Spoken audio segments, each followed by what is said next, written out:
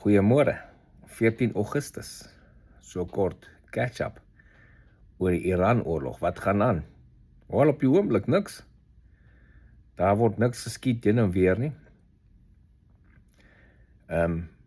Daar's net praatjies heen en weer.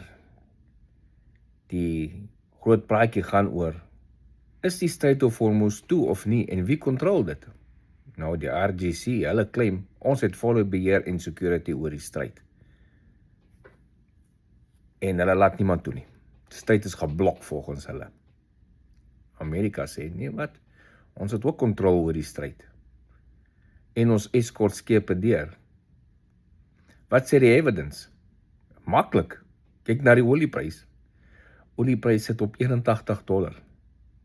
Toe die stryd toe was, tydens die oorlog, almal weet toe hy toe was, die oorlog aan die gang was en daar strikes daar was die olieprys by $120 en hulle het probeer stoot, die Iraniërs het probeer stoot na $200 toe.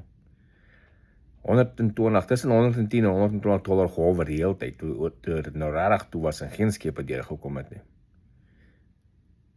Ja, maar as jy op die tracker kyk, jy weet op die Google, kan jy mos op 'n vloot tracker kyk, skepe wat beweeg. Ja, jy kan sien skepe wat beweeg, die wat se transponders alles.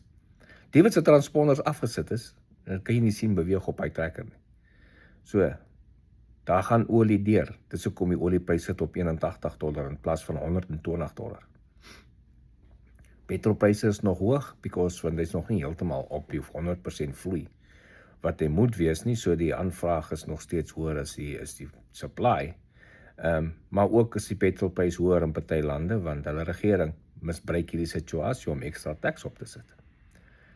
So dit is die situasie met die olieprys, of die stryd of Hormuz. Vloei olie ander maniere uit, ja, oor land, deur pype en alles en so aan, daar is omtrent 15 miljoen barrels 'n dag wat daar uitkom.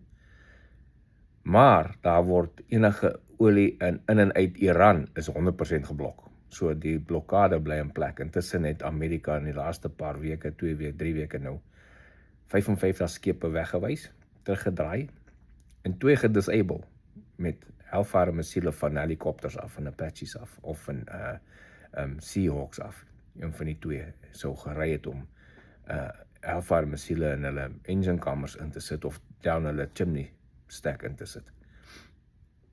2 onskadelik, of ja, nie onskadelik, 2 van hulle ondiensbaar gestel met Hellfire missiele.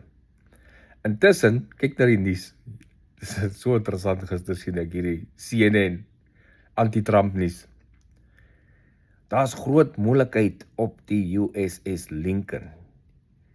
Die manne jump ship, die hele Navy se soldate op hy skip jump ship. Dis nou die berig wat uitkom van CNN af. Sailors jump ship, want hulle wil nie in die oorlog, hulle is gekant teen die oorlog. Een ou overboard van 5000 crew beteken nie sailors jump ship nie. Onthou ook, soldate is mense ook. Ons het dit in ons tyd in die SAW gehad. En wil nie meer in die weermag wees nie. Suicide is 'n option vir hom. En dan doen hulle dit. Dit gebeur in al die weermagte in die wêreld. Een van die sailors van die 50.000 soldate wat in die omgewing is, jump overboard. Dalk oorgeval, hulle weet nog nie 100% of wat hy gejump, gekry, teruggebring. Is nou 'n groot probleem vir die CNN. Kyk, die manne hulle wil nie daar wees nie.